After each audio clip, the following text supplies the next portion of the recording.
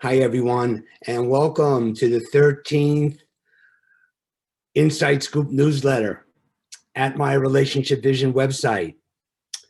And today I'm going to be talking about Brene Brown, this recording that I heard, and how it affected me.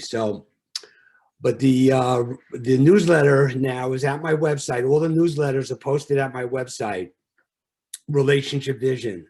And Relationship Vision, I hope to make your number one relationship training resource where you go to for building relationship and communication skills and learning how to create the miracle of connection for yourself. All of the work that I do is about empowering the transformation of your relationships by developing the relationship with yourself. And all the work that I do is hopefully to have affect you in a way that it elevates your consciousness, increases your connectivity or connectability, and ignite your creativity.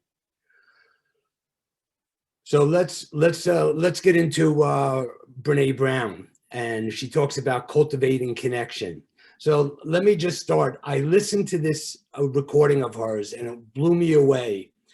I love her so much, and because so much of what she says overlaps with where I'm coming from. She is by far the number one researcher on about connection and about emotions.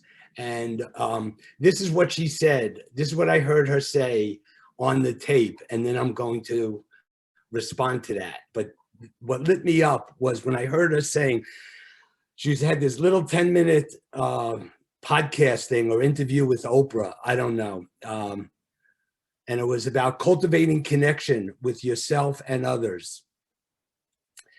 So she says that cultivating connection with yourself and others comes down to self-awareness. We cannot be more connected to others than we are to ourselves. We have to understand our own emotional landscape and what's driving our behavior before we can feel into and understand someone else's. Make no mistake about it, she says, emotion is at the wheel. Thinking and actions are not riding shotgun. They're in the trunk.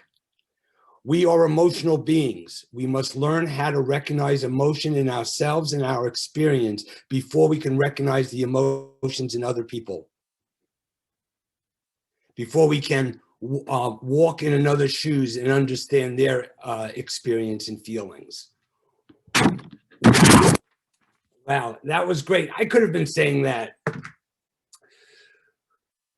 There's so much that resonates about that, not just from what I have found doing, 3+ decades of clinical work with individuals, couples, and families, but also it resonates with me. What she says resonates with me emotionally. It resonates because I'm in touch. What drives me is being in touch with my need for connection. And this is an emotional need for connection. And what she talks about, I experienced to be true, and I have an emotional experience in myself when it comes to connecting and relationships, and that is that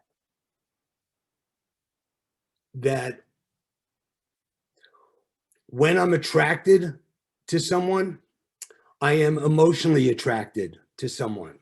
When I am connecting with someone, I'm emotionally connecting. When I'm intimate with someone, I'm emotionally intimate. It's the emotions inside of me that I feel so strongly, and what turns me on so much and makes me feel so nourished, and with the oxytocin that it courses through my body and reduces the cortisol. It's that connection. It's that connection that I want and need so desperately. But when I feel it, when I have that connection, it is such an incredible experience for me. It's not exciting and wild like orgasm. It's much more subtle, more kind of like an endorphin high, where it just feels, I'm basking in this feeling of well-being and connection, and it feels so good.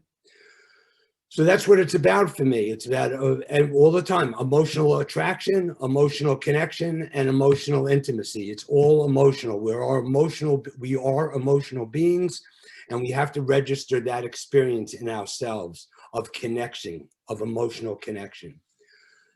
So, okay, I hope that I connected that for you well. And with that, yes, rely on your connections, the connections you make, and the intimacy you create for sustenance.